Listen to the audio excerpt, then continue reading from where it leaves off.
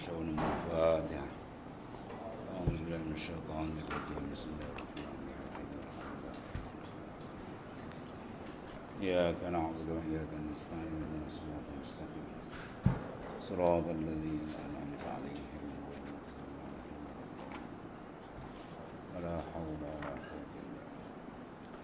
حسبنا الله ونعم الوكيل على الله توكلنا. Soal apa? Dua-dua. Kata 110.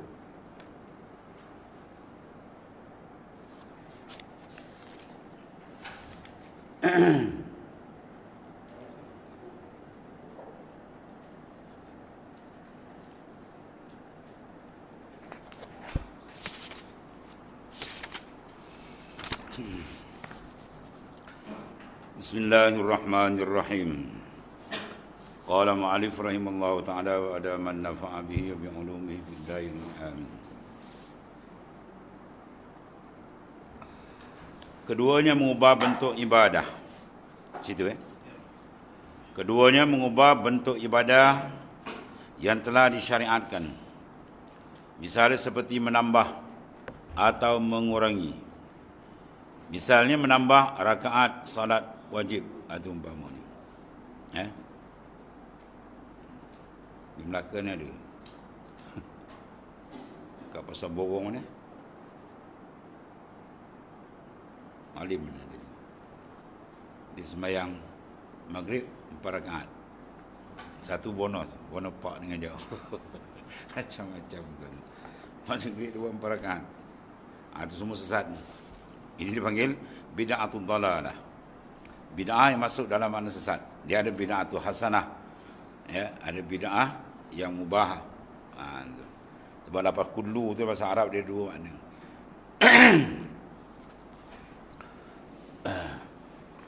Kullu bid'atin dhalalah kan.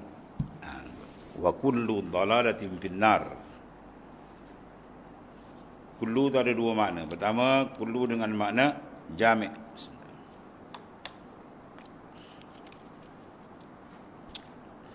Kedua, kullu dengan makna majmu'.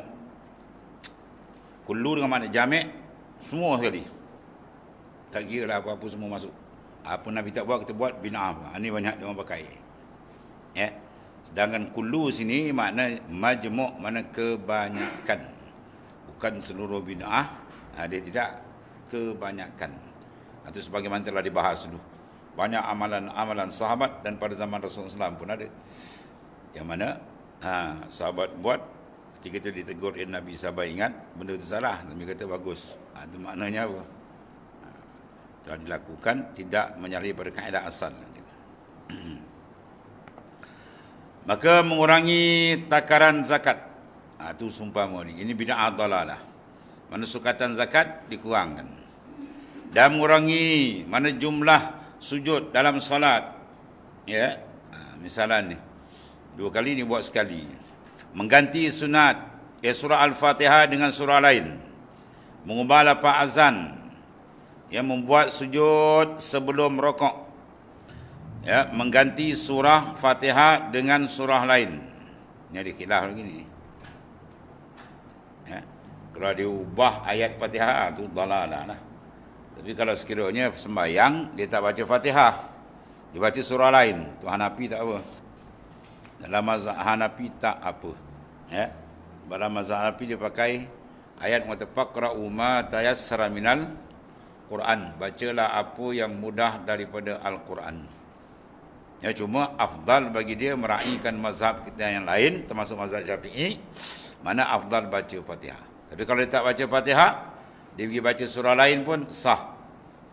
Di sisi pandangan ataupun ijtihad Hanafi. Mazhab Hanafi. Ada pun 3 mazhab lain tak? Fatihah jadi wajib. Rukun. Sebab berdasar kepada hadis yang sahih. Iaitulah la salata liman lam yaqra' bi Fatihatil kitab. La salata mana tidak ada sembahyang, mana tidak ada sah, tak sah sembahyang. Liman lam yaqra' bi Fatihatil kitab, bagi mereka yang tidak membaca Fatihatul kitab, iaitu surah Fatihah ataupun umul Quran. Itu mazhab, 3 mazhab pakai. Termasuk mazhab kita Syafi'i. Apa hukum orang engkar? Kalau tanya kita apa hukum Fatihah dalam semayang, kata tak wajib. Apa hukum orang tu? Kafir ke? Tak. Dia jadi kafir. Ya, sebab syarat untuk jadi kufur mestilah benda yang diengkar tu benda yang nas dia makna tidak ada ikhtilaf ulama. Nas sahih, hadis sahih, dan hadis tu maknanya hadis yang sahih tiap-tiap tabaqat. Kalau hadis sahih tapi bukan hadis, maknanya hadis tu hadis ahad misalnya, maka hukum ni tak ada kufur lagi. Contoh dalam hadis ni. Hadis kata la salata liman lam yaqra bi Fatihatil kitab. Hadis ni hadis sahih. Tapi dia tak naik darajat mutawatir. Ya, dia tak naik darajat mutawatir. Dia duduk taraf hadis ahad. Ya, bila hadis ahad bermaknanya kalau orang tu tak beramal dengan dia tak jadi sampai kufur lagi. Tapi jangan pantas sangat. Dia kata Fatihah tak wajib, kafir. Wah kacau. Cepat no kafir ke orang. Ini mesti bid'ah, kafir macam-macam. Dia ada syarat-syarat dia tu. Nas dia mesti maknanya nas yang sarih, hadis sahih, kemudian hadis mesti taraf dia mutawatir, tiap-tiap tabaqat, ijma' mujma' alaih. Dia tiga perkara ni bila sabit diingkar baru dikufur. Sembahyang 5 waktu ada ingkar tu kafir lah. Benda tu pula maklum minad din bidarurah. Benda yang diketahui dalam agama secara umum, semua orang tahu. Orang kafir pun tahu kau tak sembahyang gitu kan. Kalau benda-benda yang tak diketahui misalnya urusan politik peringkat awal, memang dia tak faham tu. Orang kampung dalam kan, politik apa? Gaduh macam-macam kata kan. Dia ingkar mana ada politik. Itu tidak dikufur, tu berdosa besar. Kecuali setelah diterangkan nas, dia dah faham, dia tolak juga, tu habislah. Dah terang dan nas Quran kita bawa semua, dia ingkar ke tak percaya, tu kufur. Tapi kalau benda yang dipanggil ghawamid, benda yang dalam urusan agama yang pada umumnya tidak diketahui, maka kalau diingkar ataupun ditolak tadi dengan sebab jahil, itu berdosa besar. Sebab dia menimbus diri dia dengan kejahilan. Ada pun kalau maklumu minad din bidarurah, benda yang diketahui umum, semua orang tahu, benda sembahyang, puasa, zakat, contohnya lah. Jadi Fatihah ni ada ikhtilaf lagi ni. Tapi penulis dia masuk ke sini. Kemudian mengubah lafaz azan. Ya. Mengubah lafaz azan. Ada yang terubah ditambah ni, kalau syiar ditambah.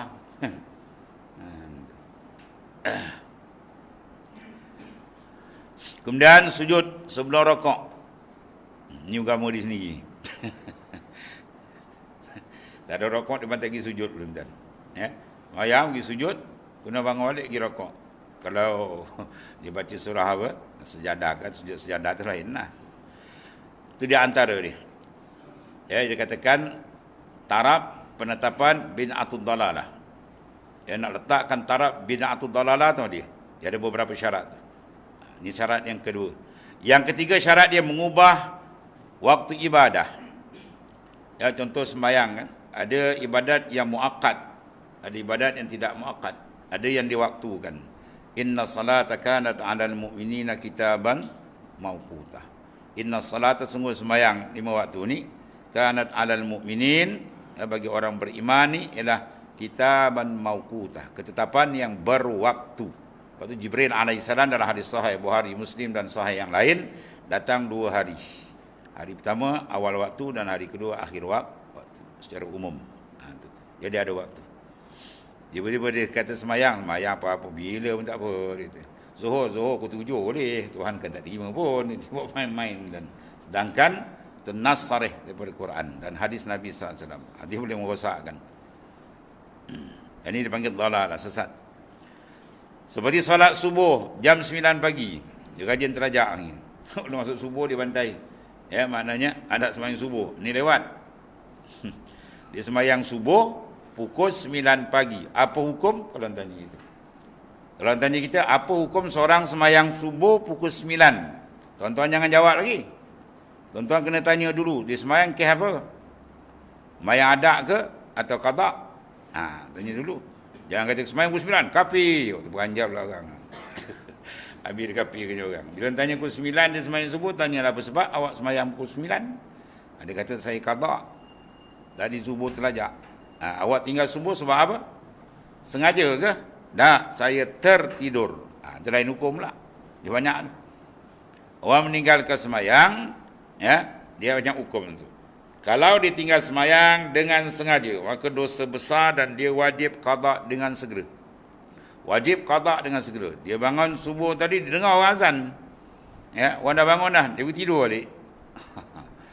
Kalau dia tak sadar, memang betul-betul dia tak sadar, sampai sadar-sadar dah pukul 7, dah pukul 8 macam mana. Itu lain.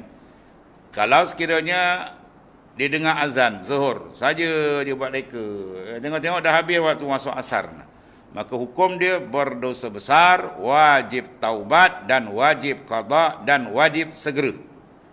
Kalau dia tak qada segera, dosa itu berjalan. Ini kalau ditinggal secara sengaja.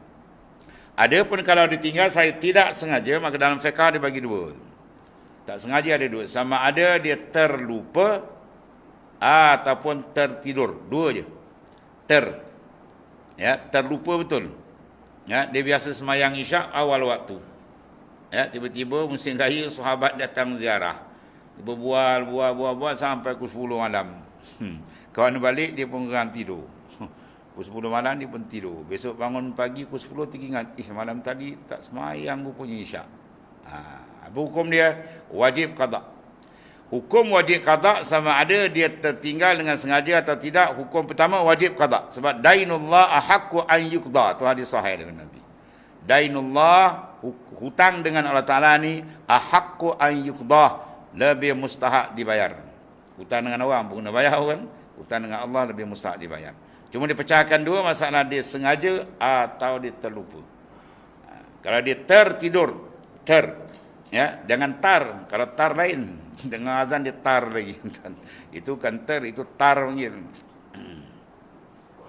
Maka kalau sekiranya dia tertinggal dengan terlupa atau tertidur, dia ketika dia teringat atau tersadar dari tidur, wajib qada, tapi qada dia sunat segera.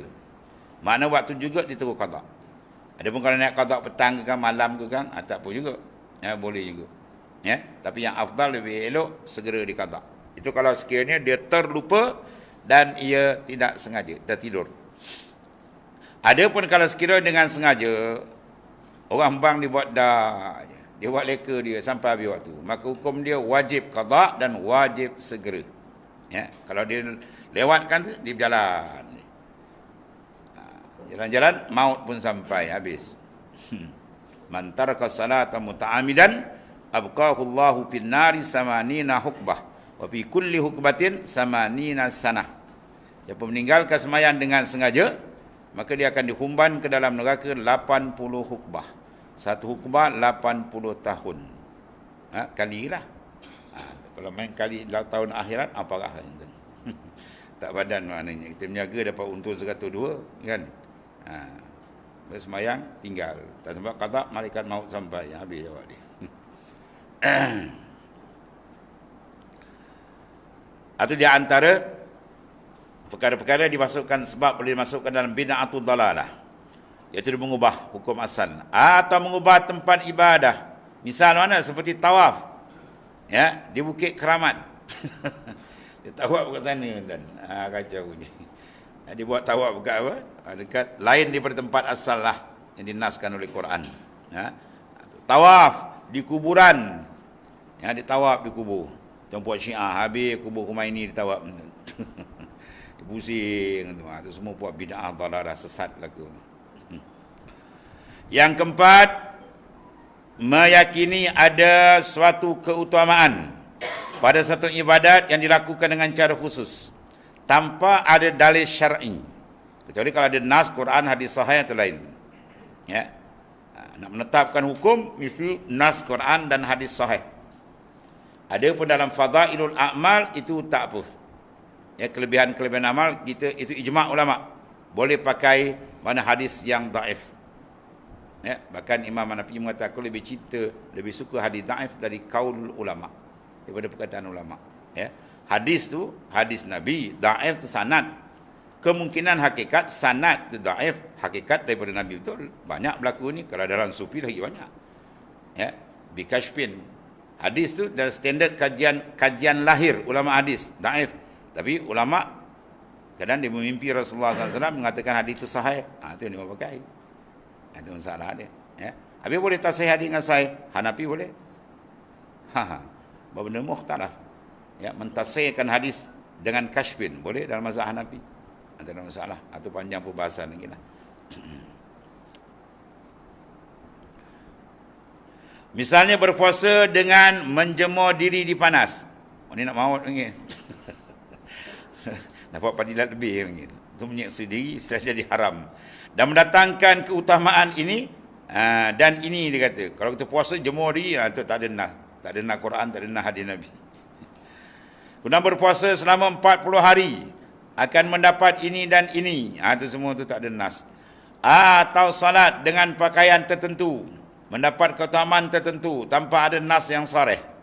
Itu semua tak boleh dipakai. Imam Syafi'i kita, sebab tu kita kena mazhab. Yang tak nak mazhab ni berpasal kan? Imam Syafi'i kata iza sahhal hadis fahuwa mazhabi wa iza ra'ayna sahibal bini yamshi 'alal ma' ma qabiltu. Kalau sekiranya hadis tu hadis sahih, itulah mazhab aku, kata Imam Syafi'i. Kalau aku nampak orang boleh berjalan atas macam keramat punya, tapi ahli bid'ah tak pakai Quran dan hadis sahih, ma qabiltu, aku tendang, aku tak pakai, kata Imam Syafi'i.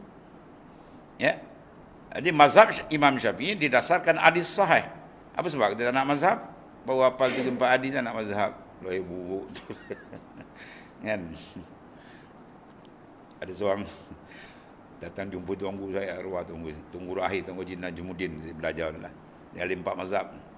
Dia ngajar Mekah lama 27 tahun. Dia datang pakaian buat sobat tu. Guru cakap Arab, kata saya tak boleh cakap Arab, saya orang Melayu. Oh yang kau Arab kata. Mana style bukan main kan. Kali cakap tak boleh. Maknanya gitulah. Maknanya tunjuk wallahi hebat cakap. Hadis sahih. Oh macam kau ditanya Bukhari habis mengaji? Tak habis. Muslim habis mengaji? Tak laki? Tak habis. Tak habis pun. Kau aku bacakan kitab Nahwu, kata hadis pun kau percaya. Kan? Bacakan Matan Jurumiyah kata hadis sahih. Oh masya-Allah hadis sahih. Gua pun Matan Nahwu. Kan? Banyak lawyer buruk ini dan waktu dalam minhaj kata apa? Hadis Rasulullah SAW kata, akhir zaman apa? Kasirul khutaba'u wa qalilul ulama'u. Akhir zaman ni banyak orang yang bercakap. Ceramah cakap banyak pupa kan. Yang betul-betul alim kurang kan. Yang betul-betul alim betul ilmu dia. Ya, 12-13 ilmu tu dia alim. Usul fiqh, kaedah fiqh, mustalah fiqh semua dia mengaji tuan habis. Hadis semua sunan sittah habis. Hadis dirayah, hadis riwayah semua dia mengaji. Tak cakap macam alim. Tunjukkan kita ni tak boleh baca Syekh. Macam-macam. Dia buruk banyak kan. Betul cakap tu macam alim besar. Yang keempat, meyakini adanya satu keutamaan habis ya. Atau diam pada hari Isnin akan mendapat keutamaan mana khusus. Ini semua benda-benda yang apa? Direka-reka banyak. Ini kadang pahaman yang bukan Islam masuk macam buat dia juga. Ya. 4. Yang kelima, menyatakan keutamaan khusus pada waktu tertentu atau tempat tertentu, ya, atau orang tertentu, atau zikir tertentu, atau surah tertentu tanpa ada dalil syar'i. Kalau ada dalil syar'i lain. Baca surah Waqiah ada hadis kelebihan, ada lain lah. Tiap-tiap surah tu ada hadis kelebihan. Itu ada hadis. Ini tak ada hadis daripada pandai dia je. Tak boleh lah. Ya.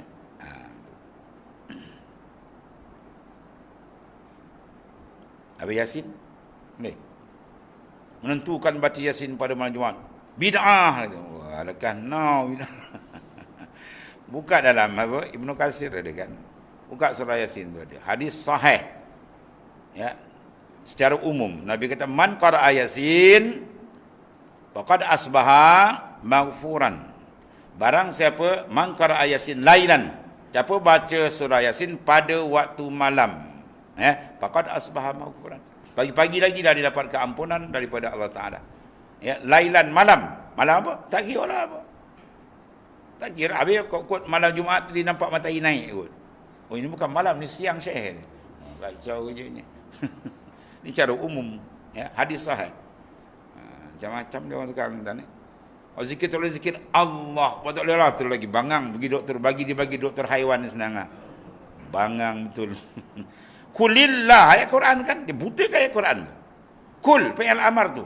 Qala yaqulu kul. Kan? Kul, kata olehmu, sebut olehmu, Allah. Terang tu. Dia kata nak pakai Quran hadis tu, terpampang Quran hadis tak nampak lagi. Wazkuri isma rabbika. Dan sebut oleh kamu ismun mana apa? Nama Tuhan kamu. Allah tu apa? Isim ke, fi'il ke, huruf ke? Allah tu. Lafzul jalalah. Itu panggil ismun muazzam, isim paling besar. Ismun li zat wajib al-wujud. Nama bagi zat yang wajib al-wujud. Nama yang paling besar. Ismul li zat. Lain ismul li sifat. Ya, itu ismul li zat. Nama. Quran kata sebut nama Tuhan kamu. Habis Allah tu bukan nama. Allah tu bukan nama. Alif lam lam ha tu bukan nama. Bukan isim ke? Oh, ngaji sampai balik sana pada doktor isim tak kenal bangang betul ni. Kita tarik doktor balik. Isim pun tak kenal. Awak.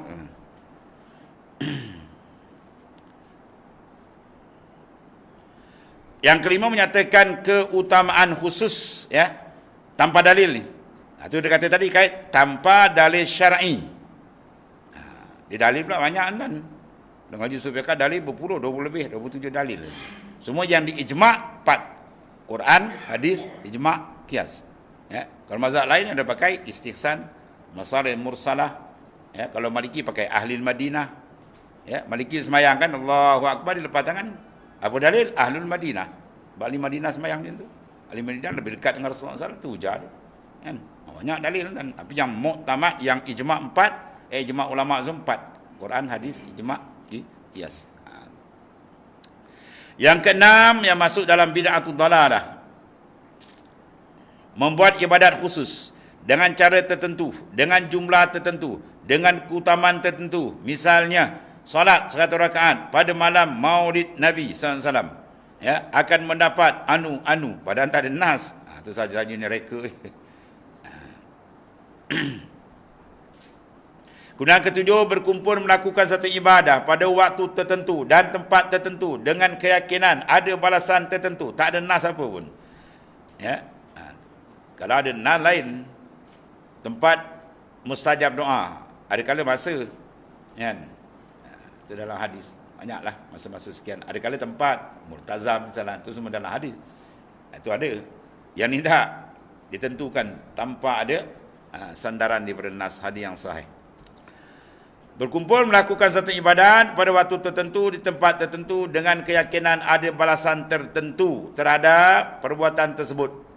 Adapun berkumpul di masjid pada malam Maulid ya Rasulullah SAW dengan mendengar bacaan Quran, ceramah agama, ya, itu berarti sejarah, dibacakan sejarah Rasulullah SAW, Nabi besar kita Muhammad SAW, atau pada tahun ya baru hijrah sebagai muhasabah diri, ya sangat dianjurkan, itu memanfaatkan. Ya tentu makna dalam membahas masalah terpanjang lagi lah pembahasan dia. Tapi Maulid ribat, tak boleh pula.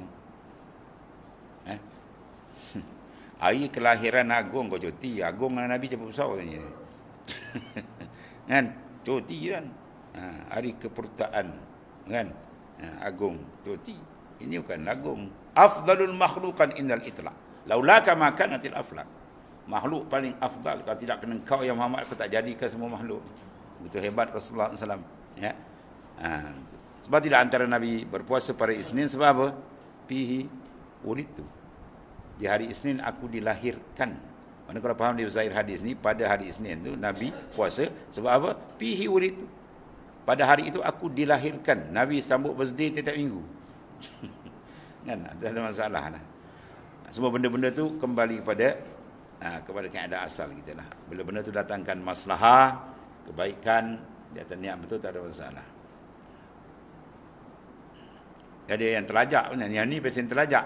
Tak ada dalam nas dibuat sendiri. Ada pula pensel sempit sangat, sikit bid'ah. Wah, tu sempit terlajak. Ya. Kita dalam keadaan sederhana kan. Ya, sederhana. Islam tu nakkan benda tu sederhana. Khairul umur awsatuha. Yang ke-8, membuat batasan tertentu dalam takaran ya sukatan ataupun jarak, jumlah bilangan, ya, waktu yang telah ditetapkan oleh syariat Islam. Islam dah tetapkan, tiba-tiba diubah. Seperti berat nisab zakat, itu tetap ada nas. Jarak kasar salat, ya, jumlah bilangan kafarah, jumlah buat melontar jumrah, ya, jumlah putaran tawaf. Juga hantar gaji dia bantai 14 kali tawaf. Sebab tuan guru kata, kau nak belajar haji ni kena pergi belajar dengan orang dah pergi Mekah. Jangan kau belajar dengan orang tak pernah pergi Mekah. Kau dia akal dengan itu. Syekh sini. Dia tak pernah pergi. Dapat sekarang perubahan dah banyak kan. Dengan Baban dia dah ada cerita dulu. Tok Guru dengan anak murid pergi Mekah. Kan? Bila sa'i je, anak murid dah siap, Tok Guru tak siap lagi. Itu kata Tok Guru tak siap. Dia belum lagi. Dia kira mana pergi balik kira sekali. Jadi 14 lah. Yang Safar sekali balik Marwah, kira 2. Tok Guru pergi balik pergi sekali. Jadi 14 kali. Rupa dia kata. Rupa dia mengajar, dia sendiri rupa. Itu maknanya dalam bab tu kau nak pergi haji, belajar haji, pergi orang dah pergi haji sebab dia ada pengalaman kan. Aku sekadar pandu dengan ni takut babah ni. Yang ke-9, semua perkara yang dibuat-buat tanpa ada dalil dari syariat Islam. Apakah dalil itu nas ataupun pemahaman terhadap nas. Dia masalah dua tuan. Satu dipanggil sahih dari segi lafaz, hadis sahih. Tapi masalah pahaman. Pahaman ni kita nak bahas, pahaman pun kena sahih. Kan? Kalau satu ajaran biasa kita dalam hadis kan, mukhtar hadis kita apa? Ghuslul Jum'ah wajibun ala kulli muhtalim. Hadis sahih. Kalau tuan-tuan nak pakai zahir macam tu lah. Ghuslul Jum'ah, mandi pada hari Jumaat, wajibun, wajib. Waw, alif, jim, ba, lafaz sarih. Mandi pada hari Jumaat adalah wajib ala kulli muhtalim, di atas tiap-tiap orang yang dah bermimpi, mana orang yang dah balik. Jadi tiap-tiap dah balik nak pergi Jumaat, wajib mandi, ikut zahir. Tapi kenapa dalam mazhab kita sunnatun muakkadah? Imam Syafi'i tak faham hadis ke? Dia ada sarif. Ya, ada benda yang memalingkan. Dia itulah fi'lus sahabah. Satu ketiga hari Nabi Sayyidina Abu Bakar, Sayyidina Umar sedang baca khutbah Jumaat. Kemudian datang Sayyidina Osman. Sayyidina Osman masuk je, Sayyidina Abu Bakar nampak Sayyidina Umar nampak ada gaya dia masuk tu, orang tak mandi. Kan detik Sayyidina Umar digarang tuan atas mimbar tanya, "Ya Osman dah mandi ke?" Sayyidina Osman kata tak mandi ini. Ya. Bila Sayyidina Osman kata dia tak mandi, dia tak keluar, dan Sayyidina Umar pun tak arahkan dia keluar. Segarang Sayyidina Umar kan, dia angkat tongkat keluar. Tak ada. Jadi itu mafhum. Maknanya hadis ni mukhassis. Mentasiskan hadis tadi yang secara umum. Itu bukan kerja kita kan. Ini bukan kerja kita. Nak istimbat hukum, ya, begini nak tahu, itu bukan kerja kita. Ini semua kerja mujtahid. Orang yang pakar dalam bidang ni. Sebab Quran dah bagi guideline dah. Ya, itulah fasalu ahla dzikr in kuntum la ta'lamun.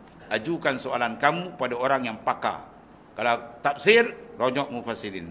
Hadis kena rujuk muhaddisin. Fiqh kena rujuk fuqaha. Kalau sufi kena rujuk muhaqqiqin. Ya, dan begitulah seterusnya. Kalau usul fiqh kena rujuk pada usuliyin. Baru dia faham kan. Ini jenis tak nak rujuk tempat, tak masalah. Jam dia rosak, dia pergi bawa kedai motosikal. Dia tokikan kenan spana dia ni. Yang tahu lah kedai dia kan. Ni bila kata ni masalah yang kata dia rasa dia tahu semua yang payahan. Kan? Dia rasa tahu semua. Padahal surah Yusuf kata kul apa? Tiap-tiap seorang tu faqul zi ilmi alim. Atau alim, ada orang alim lagi. Jangan kita rasa kita alim seorang, tu yang masalah.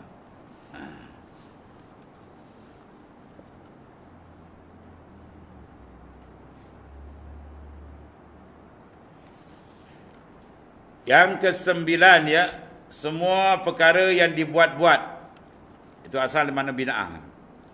Tanpa ada dalil dari syariat Islam. Apa dalil itu nas tadi? Ataupun pahaman terhadap nas. Jadi kita nakkan biar pahaman itu sahih. Ya. Atau secara terperinci dengan dalil. Atau dalilnya yang global, yang bersifat umum, maka itu adalah bid'ah, dipanggil dhalalah. Jika terangkum dalam dalil, ya, apakah dalil itu, makna itu nas ataupun secara mana kepahaman terhadap nas, orang-orang yang boleh memahami, dia ahli ijtihad. Ya. Di Imam Syafi'i tuan-tuan, satu kaedah fiqh yang dibuat, ya, kaedah fiqh dia dah standby belakang 7 lapis jawapan. Ya, 7 lapis. Untuk satu kaedah ni, kalau orang tanya macam ni, jawapan round pertama ni jawapan ni. Kalau orang tanya round kedua, ni jawapan 3, 4, 5. Kita nak faham dia punya pun tak apa nak faham. Ya, kawaid fiqhiyah dia pun, kita kadang kaedah fiqh pun tak mengaji, usul fiqh pun tak mengaji. Itu masalah. Dia ni dia buat tu satu-satu dah standby dalil. Oh, standby. Kalau soal macam ni jawab, soal ni jawab, bukan main-main. Ya. 7 tahun dah hafiz Quran. Imam Syafi'i 7 tahun dah hafiz Quran. Kita duk main goli. 15 tahun, umur 15 tahun, Imam Asy-Syafi'i radhiyallahu an telah jejak darajat mujtahid mutlak. 15 tahun. Walaupun pintu ijtihad tidak ditutup, sampai sekarang tak ada orang boleh jejak taraf. Mujtahid mutlak, di bawah dia ada mujtahid tarjih, ada mujtahid fatwa. Mujtahid mutlak mana manis tambata bi qawaidih. Mereka yang istinbat hukum dengan kawaid di sini. Ada pun kalau ada istinbat hukum menggunakan kawaid imam dia, itu mujtahid tidak mutlak, mujtahid muqayyad atau mujtahid tarjih dan fatwa. Jadi 3 lapis dalam mazhab Syafi'i kita, peringkat ijtihad. Ya. Nak sampai peringkat mujtahid mutlak tu Al-Imam As-Suyuti, pengarang Al-Ashbah wa Nazair. Kalau di Mesir dia pakai rujukan Al-Ashbah wa Nazair dalam kaedah fiqh, kaedah fiqh, kawaid fiqhiyah. Sehebat Al-Imam Al-Suyuti, dia pernah nak istiqlal, dia nak buat mazhab sendiri. Dia buat kaedah, kena kaedah Syafi'i. Dia buat kaedah, kena kaedah Syafi'i. Dia buat kaedah, kena kaedah Syafi'i. Lalas Allah Ta'ala beri peringatan ke dia, satu malam, dia bermimpi satu istana yang sangat cantik, indah, bertiang dengan 4 tiang. Itu warid tu. Warid tambai. Maknanya dia apa? Dia faham lah, bahawa dah ada 4 mazhab cukup lah tu. Tak payahlah. Kan? Dah ada 4 mazhab cukup lah tu. Diundur balik, masuk Syafi'i. Setara dia, tuan-tuan. Setara Imam, Allah Masya Allah, As-Suyuti siapa tak kenal ulama besar, tuan. Ya, tafsir ni, karang qawaid fiqh. Ya, ini buah pada hadis 2-3 tak nak pakai mazhab. Allah. Cermin muka dia. Ya, masalah betul dia orang ni. Orang dah tolong, kan? Istimbat, patut terima kasih. Orang tu dulu kalau ada buat tahlil dan dimasukkan sekali doa kan, Fatihah, pahala hadiah kepada imam mazahib, imam mazhab. Jasa dia besar kan. Besar jasa dia, tolong istimbat ke hukum nak Quran. Ni kalau kita kata kita nak pegang Quran hadiah kan, ambil Quran satu, ambil hadiah terpegang. Pegang. Pegang, nak pegang Quran boleh pegang je lah, tengok ajar tikus tengok besi kan. Ulama dah istimbat keluar kaedah, nak faham kaedah dia kita kena belajar dengan alat lagi dan ilmu. Ya, 12 ilmu kena ada. Masya-Allah.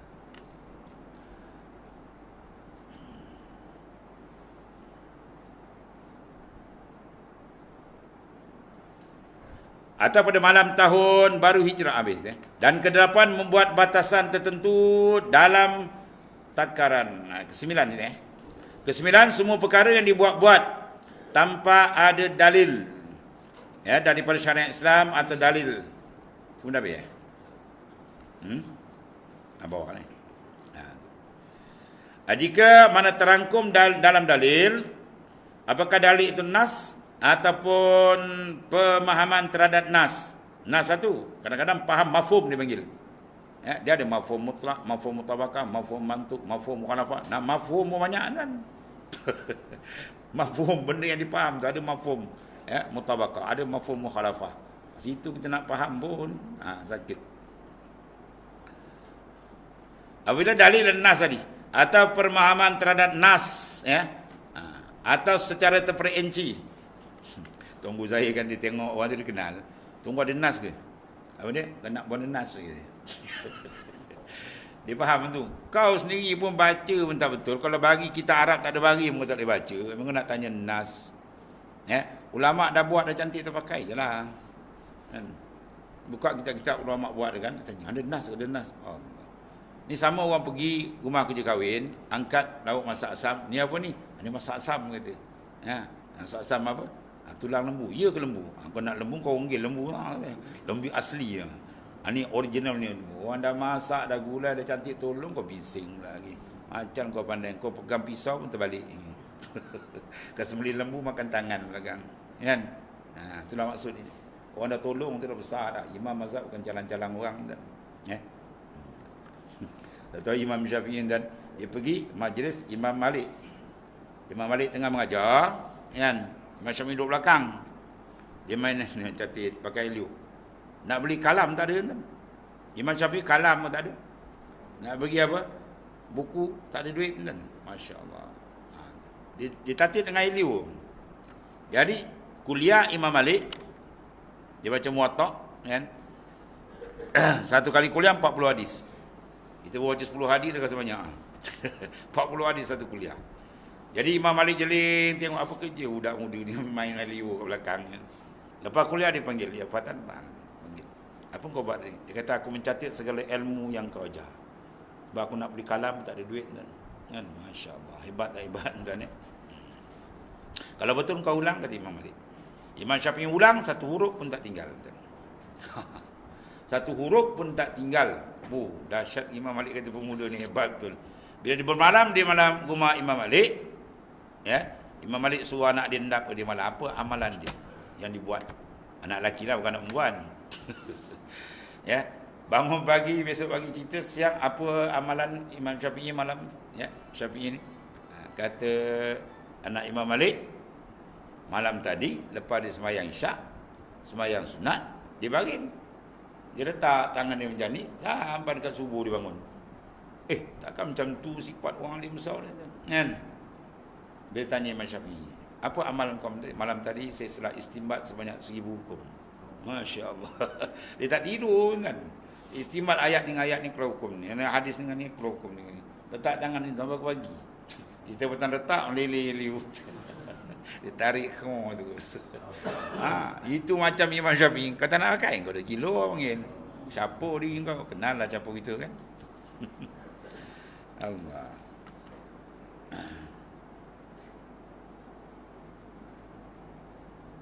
Kemudian ketika terjadinya ikhtilaf antara dalil-dalil, maka dalil yang bersifat nas lebih didahulukan daripada dalil bersifat ijmali. Ya, ini dalam susunan nak tatbik hukum lah. Banyak cerita kan kalau usul fiqh, nak fiqh. Kemudian dalil khusus, ya. Didahulukan daripada dalil yang umum. Ya, dalil umum. Ini dalil khusus. Pakai dalil khusus. Dan dalil yang disebut secara nas lebih didahulukan daripada dalil pemahaman. Ya, kalau nas sarih, sebab dia kata nas tidak ada ijtihad. La ijtihad bin nas. Nas sarih lah, itu tak ada ijtihad. Kecuali kalau nas itu makna tidak sarih, ya. Itu makna dalil dia bukan dalil yang qat'i, dalil zanni, itu ada ijtihad. Ya. Macam Quran suruh baca apa yang mudah. Faqra'u ma tayassara minal, baca apa yang mudah. Itu nas umum. Hadis pula lagi takhsis. Kan kullu la salata liman lam yaqra bi Fatihatil kitab. Jadi situ makna ditaksiskan. Jadi dalam mazhab Imam Syafi'i kita, ya, apa yang mudah?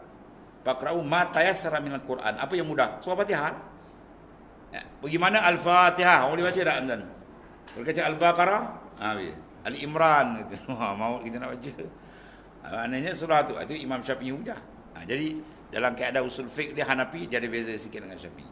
Dia kalau Hanafi datang nas Quran, ada pakai Quran tu. Kita pula kalau datang Quran dengan hadis nampak begitu, kena taksiskan benda tu.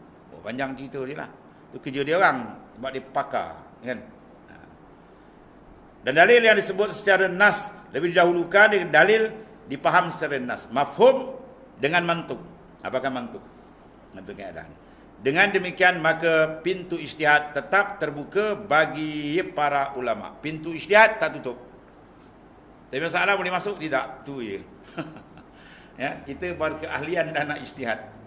Dia mujtahid, silap-silap tak jadi mujtahid, mujtahid je. Ya, nahu lintang bukang baca bari tak kena nak ijtihad apa tuan. Ya, nahu tak ngaji, balaghah tak ngaji, mantik tak ngaji, kan? Itu nak tengok sini melautnya ilmu Islam tuan-tuan, dahsyat. Dan satu lagi, andai Imam Syafi'i tidak membagikan bid'ah ni. Ya. Jawab dia apa? Masalah itulah. Kemudian Al-Imam Ibn Taymiyah buat rutin membaca Fatihah dari setelah salat subuh hingga terbit matahari. Ini amalan Ibn Taymiyah. Buat Hawi banyak pegang Ibn Taymiyah. Tapi Ibn Taymiyah buat amalan, dia baca apa? Fatihah daripada lepas subuh, lepas wirid subuh, lepas sembahyang subuh kan, dia baca Fatihah sampai terbit matahari. Padahal hadis yang dimengatakan amalan tu banyak kelebihan dia. Cuma dia bagi tasiskan baca Fatihah. Kalau nak kira ni, amalan ni bid'ah. Tidak ada nas Quran, tidak ada nas hadis suruh baca Fatihah lepas daripada subuh sampai terbit matahari. Tapi Ibn Taymiyah buat. Apa? Maka masuk mana? Masuk dalam makna ijma' ataupun dalam makna ijmal atau makna secara umum. Maknanya dia suruh kita beramal melakukan zikir. Maka Quran zikir. Ya, itu maknanya. Jadi maksud dia apa tu? Kena tengok dulu. Jangan hentam Ibn Taymiyah buat. Yang bawah di bulan binau. Padahal Rasulullah tidak pernah mengajarkan dan melakukan. Rasulullah tak pernah ajar, tak ada hadis qauli, hadis fi'li, tak ada. Tak ada hadis qauli Nabi kata baca Fatihah selepas daripada subuh sampai terbit matahari, tak ada. Tak ada hadis. Dan Sunan Sitah pun tak ada. Fi'li Nabi buat lagi tak ada. Tapi Ibn Taymiyah buat. Itu kena tengok bid'ah tu ada banyak pecahan bagiannya.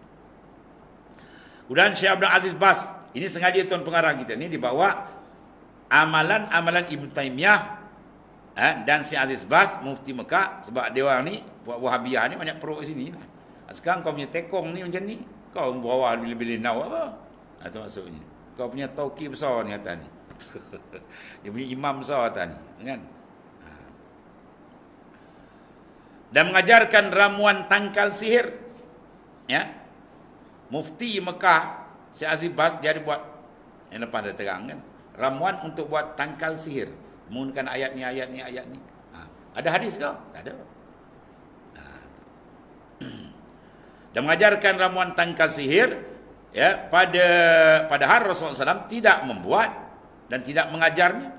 Dan Ibnu Usmain, ya, Ibnu Usaimin yang mengajarkan salat sunat tahiyatul masjid di tanah lapang tempat ialah salat Id. Kan? Kita tahiyatul masjid, nak buat tahiyatul masjid di masjid lah. Kan dia kata boleh buat tempat salat Id, salat hari raya di Padang bukan masjid. Kan? Kena kira masjid ni apa mana masjid? Ambil kalimah isim makan dari kalimah madhi sajadah, ya sujud-sujudan. Mana masjid apa mana masjid? Mahalus sujud, tempat sujud. Kalau saya lafaz tempat sujud, sejadah kita bagi masjid, tempat sujud. Dia pakai makna lugawi, Padang masjid, masjid je lah. Tu kan. Sebab kita pula ada masjid jami' yang dibuatkan Jumaat, ada tak jami'. Ya. Masjid biasa je. Maka barang siapa nak niatkan masjid, ahli kampung karya tu kan dia niatkan masjid. Mana kita niat masjid lah. Maka boleh dah dia iktikaf itu. Ya, kalau surau dia tak niat masjid, tak boleh lah. Itu dalam mazhab kita lah. Ya. Semasa saya ngaji di Kelantan dulu masa musim cuti kan, ambil khatam kitab di satu tempat Danau Toba, kawasan Batu Mas. Dengan kepala tenaga tu nak ambilkan kitab. Jadi nak pergi keluar tu kami jauh kan. Tanah merah. Masjid jauh. Jadi di orang kampung tu nak ambil fadilat kelebihan iktikaf. Balasah tu madrasah kan, panjang besar. Di pakat sekampung, sekerat ni semua kita niatkan ke depan masjid. Yang belakang tu kita niatkan sama-sama sebagai balasah aja ataupun madrasah aja. Jadi siapa yang nak ambil fadilat iktikaf pergi ke depan. Dia dah niat sekampung dia tu semua sama-sama niat, jadilah. Tu je tuan. Tu. Ni lagi teruk ni nak tengok kan. Tengah Padang ni niat terus. Ya, bukan masjid kata masjid surau niat tak. Tengah Padang solat Id je setahun sekali. Turun niat masjid. Padahal Rasulullah SAW tak pernah melakukan. Ya, tak ada dalam hadis dan mengajarkan. Dan para imam masjid di Saudi Arabia. Sengaja Ustaz Samad apa? Dia bawa benda ni pandai cerdik dia. Dia tak bawa hujah kita. Dia bawa hujah-hujah tempat rojokan puak-puak Wahabiah ni. Kau minta komsor ni buat. Macam mana kau nak salahkan orang tekong kau sini buat kalau gitu lah kan. Tu Ibn Taymiyah kan, Aziz Bas, sebanyak lain ahli zahir banyak.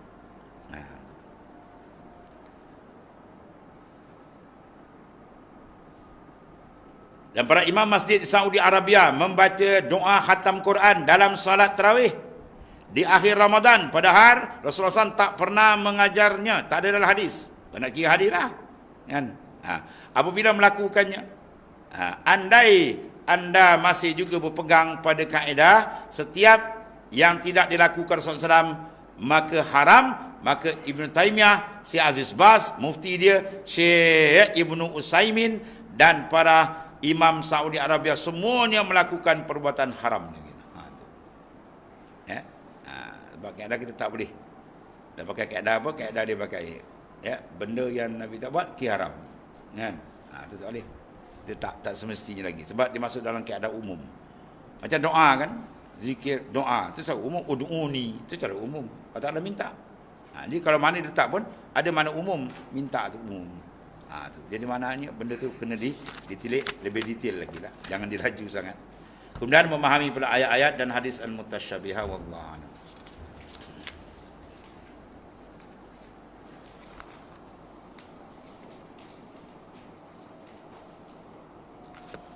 Bismillahirrahmanirrahim. Alhamdulillah rabbil alamin. Wassalatu wassalamu ala sayyidina